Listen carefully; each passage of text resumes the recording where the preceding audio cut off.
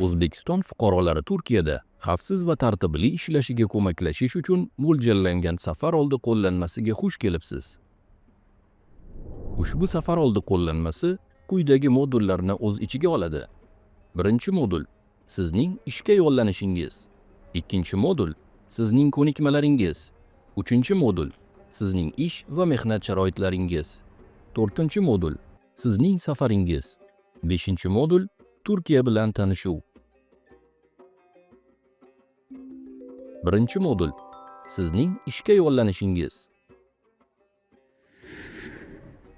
Chet elga chiqishdan oldin siz agentlik yoki ish beruvchidan yozma ish taklifini olishingiz kerak. Unda asosiy vazifalar, ish haqqi, imtiyozlar va mehnat sharoitlari ko'rsatilgan bo'ladi. Agar siz shartlarga rozi bo'lsangiz, sizga mehnat shartnomasi yoki viza hamda ish ruxsatnomasini rasmiylashtirish uchun zarur bo'lgan hujjat taqdim etilishi kerak. Ish ruxsatnomasi bu sizga Turkiyada yashash va ishlash huquqini beruvchi rasmiy hujjatdir. Uni olish uchun quyidagi bosqichlarni o'ting. Turkiya elchixonasiga ariza topshiring va 16 xonali ro'yxat raqamini oling. Ushbu raqamni ish beruvchiga yuboring. U Mehnat va ijtimoiy himoya vazirligi portali orqali ariza topshiradi. Ariza tasdiqlangandan so'ng viza to'lovini amalga oshiring va vizani oling. Ish ruxsatnomasi siz Turkiyaga yetib borgandan keyin beriladi.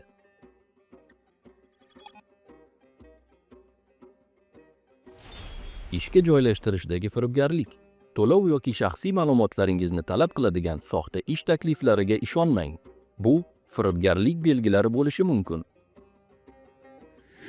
Barcha savollar bo'yicha O'zbekiston Respublikasi Vazirlar Mahkamasi huzuridagi Migratsiya agentligiga murojaat qilishingiz mumkin.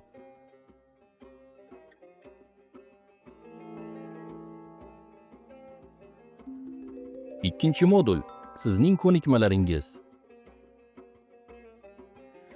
Ba'zi ish beruvchilar sizning ko'nikmalaringiz va tajribangizni tasdiqlovchi hujjatlarni, diplomlar, sertifikatlar yoki tavsiyanomalarni so'rashlari mumkin. Ko'nikmalaringizni rivojlantirish kasbiy o'sish uchun juda muhim. Shuning uchun ish beruvchingiz bilan ishlab turgan holda o'qish yoki malaka oshirish imkoniyatlarini albatta muhokama qiling. Turkiyada aholining aksariyati turk tilida so'zlashadi. Tilni o'rganish sizga tezroq moslashishga yordam beradi. Buning uchun bepul ilovalar, YouTube yoki Yunus Emre instituti kurslaridan foydalaning.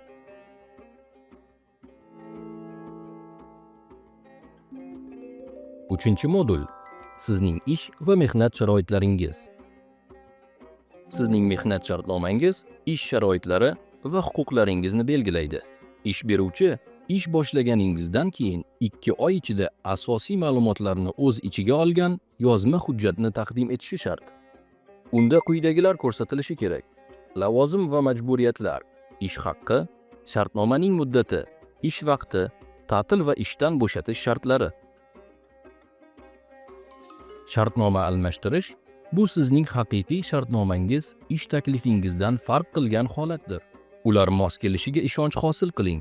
Agar farq bo'lsa, bu haqida Turkiya Mehnat va ijtimoiy himoya vazirligining a'lo 170 raqamiga xabar bering. Agar siz muddat tugashidan oldin ishni tark etmoqchi bo'lsangiz, bu haqda oldindan ish beruvchini ogohlantiring. Xuddi shunday, ish beruvchi ham shartnomani erta tugatmoqchi bo'lsa, sizni oldindan xabardor qilishi shart. Ish beruvchi quyidagi hollarda shartnomani bekor qila olmaydi. Kasaba uyushmasiga a'zolik yoki undagi faoliyat. Kasaba uyushmasi vakili bo'lsangiz, ish beruvchiga qarshi shikoyat yoki sudga murojaat qilish, irqi, jinsi, dini, homiladorligi yoki e'tiqodi sababli, dekret ta'tilida bo'lganingizda, kasallik yoki baxtsiz hodisa tufayli ishda yo'qligingizda. Sizning shartnomangiz quyidagi hollarda avtomatik tarzda tugashi mumkin. Muddati tugaganda, loyiha yakunlanganda, pensiya yoshiga yetganingizda. Agar vizangiz yoki ish ruxsatnomangiz muddati tugagan bo'lsa, jarimasiz Turkiyani ixtiyoriy ravishda tark etish uchun 10 kunlik imtiyozli davr bo'ladi.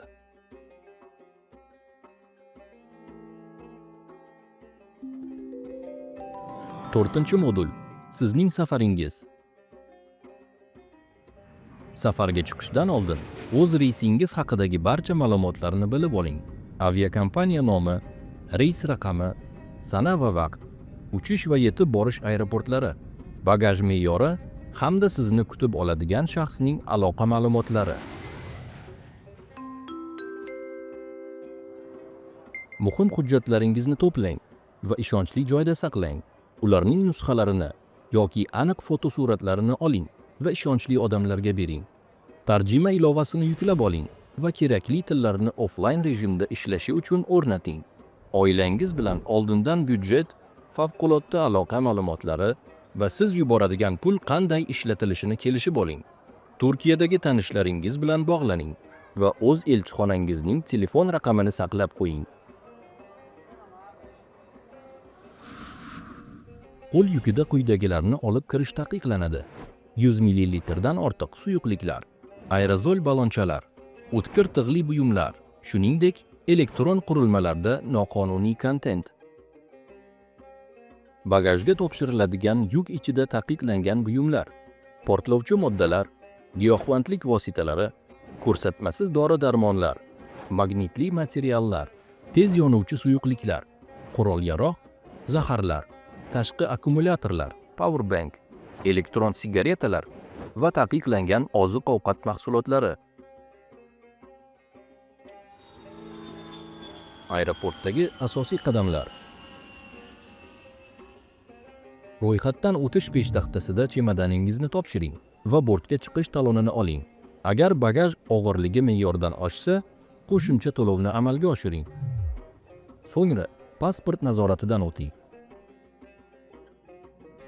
Parvoz vaqtida amal qilinadigan qoidalar. Faqat xavfsizlik kamarini yechishga ruxsat berilgandan keyin o'rningizdan turing. Telefon va elektron qurilmalarni parvoz rejimiga o'tkazing yoki o'chiring. Samolyot ichida chekish qat'iyan man etiladi. Samolyotdan chiqqaningizdan so'ng arrivals, uchib kelish belgilariga amal qiling va pasport yoki immigratsiya nazoratidan o'ting. Shundan so'ng aeroportni tark eting va kelishilgan yashash manzilingizga boring. Uchishdan oldin telefoningizga Turkiyaning offline xaritasini yuklab oling. Bu mamlakat bo'ylab navigatsiya uchun foydali bo'lishi mumkin, ayniqsa kelganingizdan keyin internet bo'lmasa.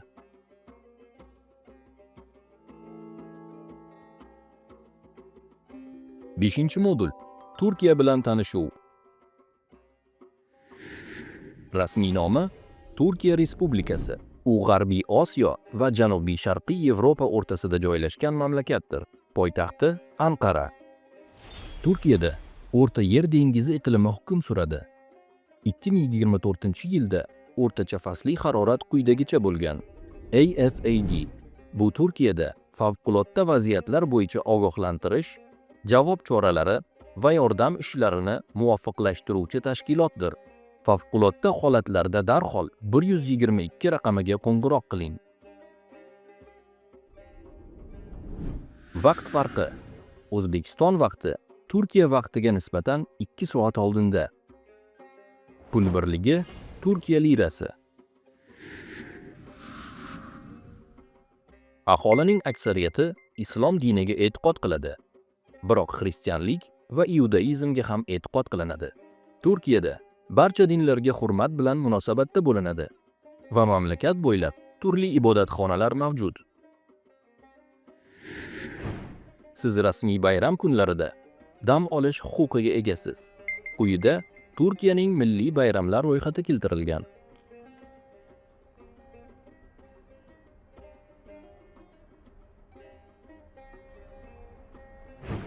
Siz safar oldi qo'llanmasining birinchi qismini ishga yollanishdan boshlab Turkiyaga kelgungacha bo'lgan bosqichni yakunladingiz. Keyingi qismda siz quyidagi modullar bilan tanishasiz. 6-modul sizning yashash sharoitingiz. 7-modul salomatligingiz va xavfsizligingiz. 8-modul sizning pulingiz. 9-modul sizning huquq va majburiyatlaringiz. 10-modul sizga ko'rsatiladigan yordam.